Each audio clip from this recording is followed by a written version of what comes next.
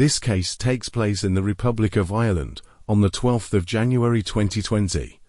Drogheda is a port town in the Republic of Ireland. Keane Mulready-Woods was born there on the 2nd of February 2003. Growing up, his favourite thing to do was to take his motocross bike out for a spin, over some jumps and down dirt tracks, but in his early teenage years, he began involving himself in some petty crime, and in around 2018, he turned towards organised crime when he was just 15 and garnered a reputation as a rather violent individual. The 12th of January 2020 started out like any other for the Mulready-Woods family, but by the time Sunday afternoon had rolled around, everything had changed. Keane was missing, and not a single person could get a hold of him. On the Monday afternoon, his sister posted on Facebook asking if anyone knew where her brother was.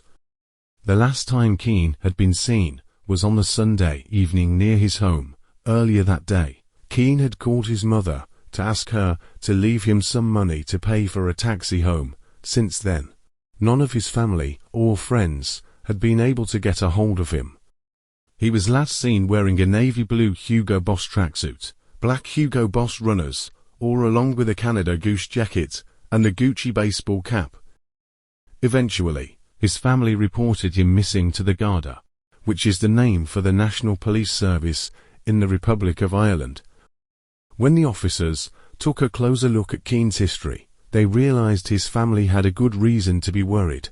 Just days before Keane disappeared, a video had been posted on social media by a local criminal, and in this video the man made repeated threats to kill the 17-year-old. The threats were explicit and involved the words abduction, murder and, at the time, Drogheda was in the midst of a deadly gang feud. And by the time Keane reached his teenage years, this feud had escalated into full-blown war, and he was a part of the gangs. The violence meant that parts of the city were labelled as dangerous no-go zones, which most people try to avoid. The dark underworld promised money, designer clothes and prestige, and it didn't take long before Keane was in deep.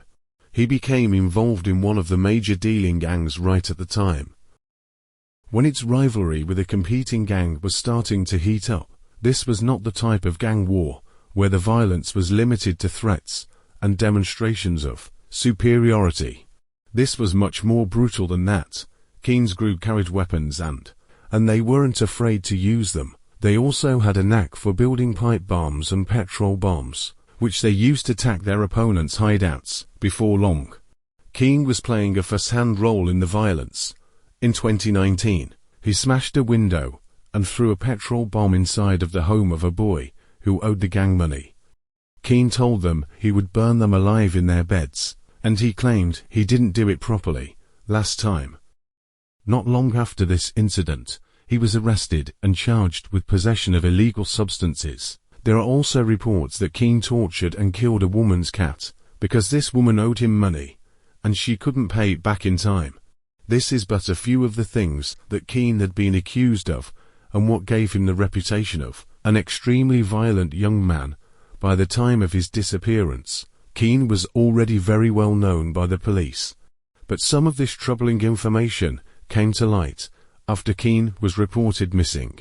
But by the time the officers had pieced together his movements over the last few months leading up to his disappearance, it was already too late. On the Monday, just a couple of hours after Keane's sister posted asking for help to find him, a man walking down the street in East Dublin came across a bulky sports bag. When he opened the zipper, he was met with a horrifying sight: multiple dismembered human limbs and, strangely, a pair of flip-flops. The following morning, at 1:30 a.m. officers responded to reports of a burning vehicle. When the firefighters extinguished the blaze, they found a human head and two hands entangled in the burnt-out wreck. DNA tests then proved that the head and limbs all belonged to Keane. The flip-flops did not belong to him, but in the wake of his murder, they were interpreted as an additional threat to the gang he was known to run with. It turns out that weeks before Keane's murder, a 35-year-old man from the opposing gang was attacked on the street. He was leaving a gym at the time and was wearing a pair of flip-flops, which was stolen. During the attack, yes, that's only the start of it.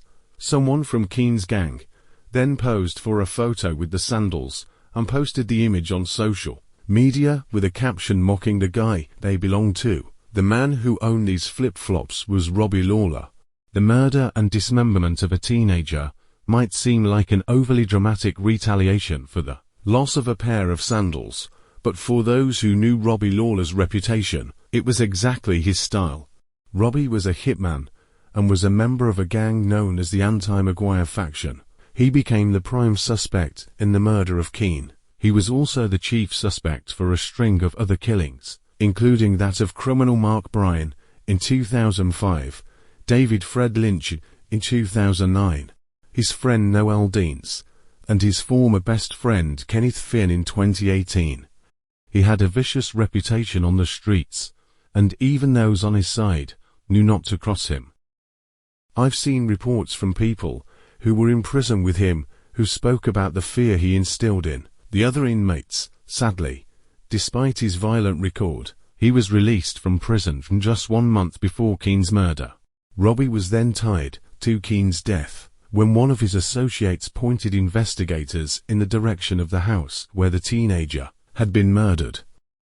Gerard McKenna was the owner of the home, and he told the police that Robbie had threatened to kill him and his children and turn them into minced meat if he did not clean up the crime scene mess inside his home properly. But when he arrived home after the killing of Keane, there was far too much blood, and he had been unable to get rid of all of the evidence. After Keane's partial remains were found, the Guardia released a statement saying that what happened to Keane was a brutal and savage attack.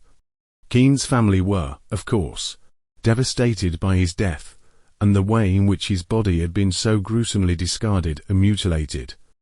All they had was his head, his hands and his limbs, and there was hope that the rest of his remains would be found, so they could lay him to rest, intact. 3 months later, in April, of the final pieces of Keane's dismembered body were found in his hometown. The remains were discovered hidden in overgrown bushes in a ravine. It is believed that Robbie's associates were told to deliver his torso to the home of his biggest rival. But when the bag containing Keane's limbs was found so quickly, they dumped what was left instead. In the months that had passed, a large amount of his torso had been eaten by animals. The media then reported that Keane was officially warned by the police that his life was in danger. On the 5th of January 2020, and was suspected of playing both sides of the feuding gangs, a suspicion that would ultimately be one of the reasons he was targeted for murder. Keane wore a ballistic vest because of the threats to his life. News then came to light on how Keane died when 2 men were arrested, rival gang members Paul Crosby, aged 27, and Gerard Cruz, aged 49. It turned out that on the day that Keane went missing, Paul Crosby met with him. Keane likely trusted Paul due to him playing both sides of the gangs. They met outside a shop in the town, and Keane got into the car with him and Gerard before being driven to the house where he would be murdered. Keane was tortured with power tools by the killer and stabbed multiple times to the torso. It is believed that the gruesome torture and murder was recorded and filmed, intended to be used to send a message to the rival gang. It is believed that the footage of the crime is out there somewhere, but as far as I can tell it has not been confirmed by the police. Keane's body was then dismembered using the power tools. There was no evidence that Paul Crosby and Gerard Cruz were present at the time of the murder, but they were the ones who lured him to his death, despite Robbie being a key suspect in Keane's murder from the get-go. He was never arrested, nor was he charged. The opportunity for justice was missed completely. When Robbie was killed in a gangland shooting long after Keane's torso was discovered, Paul Crosby and Gerard Cruz were charged in relation to the murder of Keane. Paul was given a 10-year sentence, whilst Gerard was given 7 years. The 2 men pleaded guilty to facilitating the murder. The 2 men could be seen laughing as they were brought to the holding cell, with one even being overheard bragging, "We got off lightly." Gerard McKenna, the man who owned the property in which Keane was killed in, received a 4-year sentence for his role in attempting to destroy evidence of a crime. There doesn't seem to be a great deal of information about the extent of how Keane was tortured. However, I did see some reports about a drill being used. The case prompted one of Ireland's leading politicians to say that it is probably one of the most gruesome and grotesque murders they could think of, and the police described Keane's death as one of the worst murders they had ever seen, which is disturbing to think about, as these officers have likely dealt with many gang killings. There are also some rumors floating around about his death at night. Some have claimed that Keane managed to get out of the house during the torture and ran to nearby houses, knocking on their doors and begging for help, but nobody offered any help due to his reputation as a firebomber, and he was eventually dragged back inside and killed. But as I said, these are just rumors from people who live in the area. Keane's murder is a stark reminder of the devastating consequences of gang violence and how young, impressionable people get caught up in a life of crime.